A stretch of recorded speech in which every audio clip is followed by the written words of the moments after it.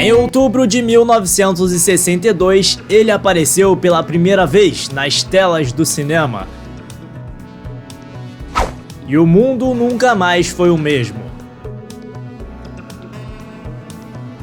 Licenciado para matar, como quiser, onde quiser e quem quiser.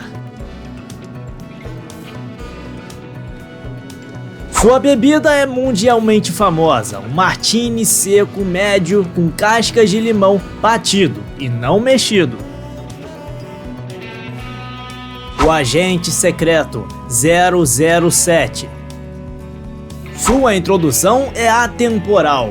Bond, James Bond. O sucesso é lendário, mas como se cria uma lenda? Bem-vindo à história da primeira aventura cinematográfica de James Bond.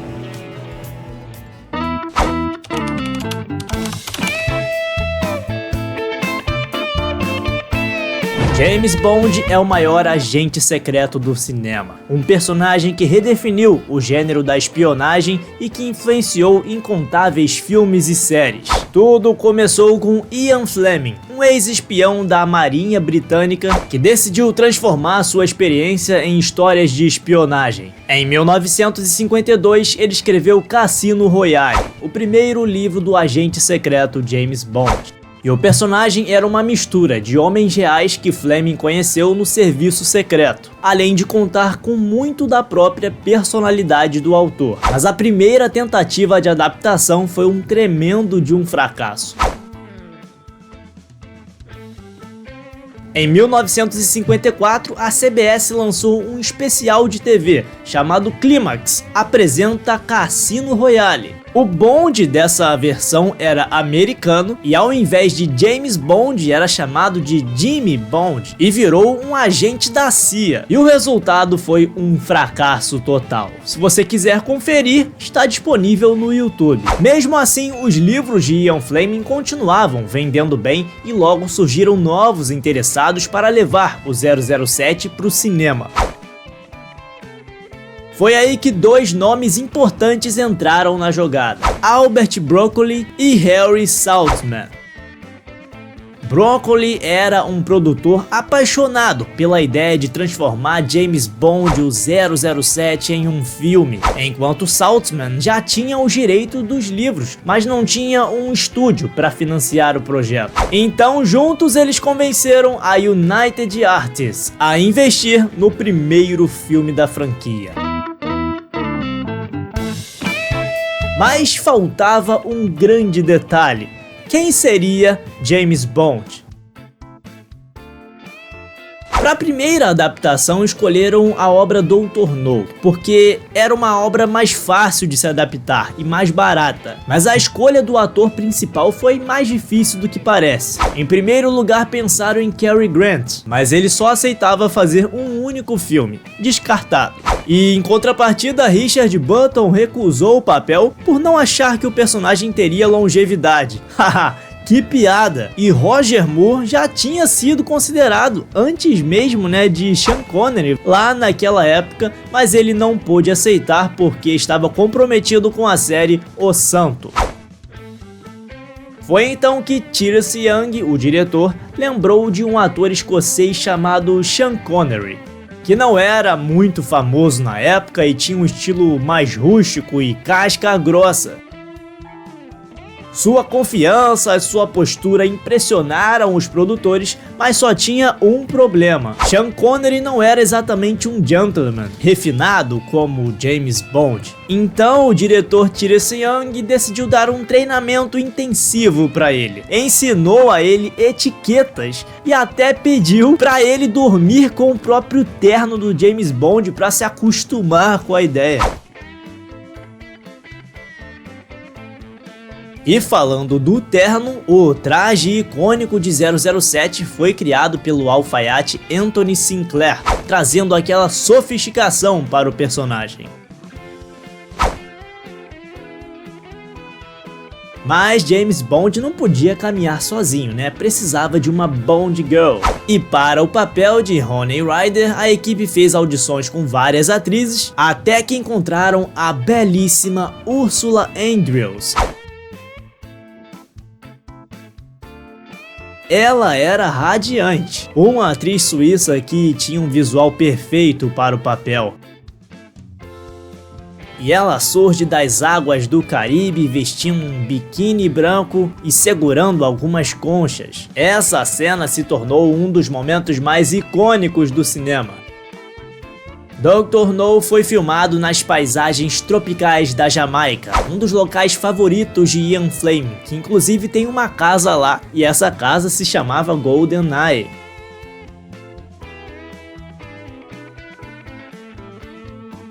Mas as filmagens foram cheias de desafios. Ursula Andrews chegou na ilha branca feito um papel. Precisou de muita maquiagem para ficar bronzeada da cabeça aos pés. O pântano onde eles filmaram as cenas de ação era infestado de mosquitos e sanguessugas, deixando o elenco cheio de feridas. Dr. No foi responsável por criar marcas registradas da franquia James Bond. Primeiro, a abertura icônica com a pistola, criada pelo designer Maurice Binder.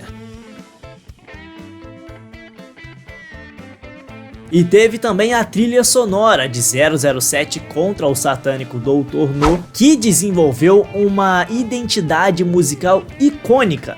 Em 1962, a melodia composta por Monty Norman trouxe uma combinação perfeita de jazz, pop e rock, criando um tema dinâmico, emocionante, radical, e desde então a música de James Bond se tornou um ícone dentro da franquia e instantaneamente reconhecível. A gente reconhece ela apenas com 3 acordes. E com o tempo, grandes artistas já a interpretaram: Madonna, Chris Cornell, Shirley Bassey e vários outros. Mas tudo começou ali, em Kingston, na Jamaica. E foi na mesa do cassino que Sean Connery, de forma improvisada, imortalizou a apresentação do agente secreto com a frase Bond, James Bond. Um momento simples, mas eternizado na cultura pop. Teve também as lutas no quarto dos hotéis. O filme definiu o seu estilo letal e astuto, como na cena em que Bond descobre que está sendo espionado, uma sequência intensa onde ele enfrenta um assassino em seu quarto.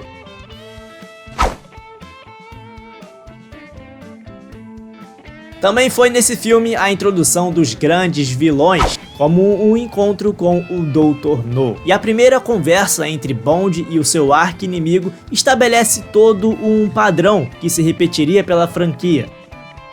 Um vilão frio, inteligente e ameaçador, com sua clássica frase: "Estou esperando por você, Bond". O papel do vilão ficou para Joseph Wiseman, que teve que usar uma maquiagem pesada para parecer meio chinês e meio alemão. Ao longo dos 60 anos da franquia, um outro padrão sempre se repetiu nos filmes de 007, né? Aquele final marcante. E começou em Dr. No, quando no clímax do filme, Bond invade a base secreta do vilão, desativa a operação nuclear e escapa no último segundo, vendo tudo explodir.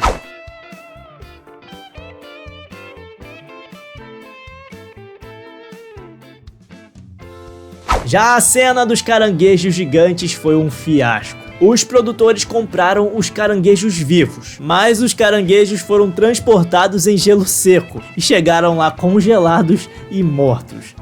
Quando o filme estreou lá em 1962, ele foi um sucesso inesperado.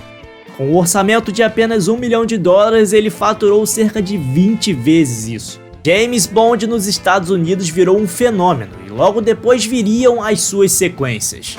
Então, o maior legado de Dr. No foi estabelecer a fórmula James Bond: espionagem, ação, vilões memoráveis, muito estilo, tecnologia.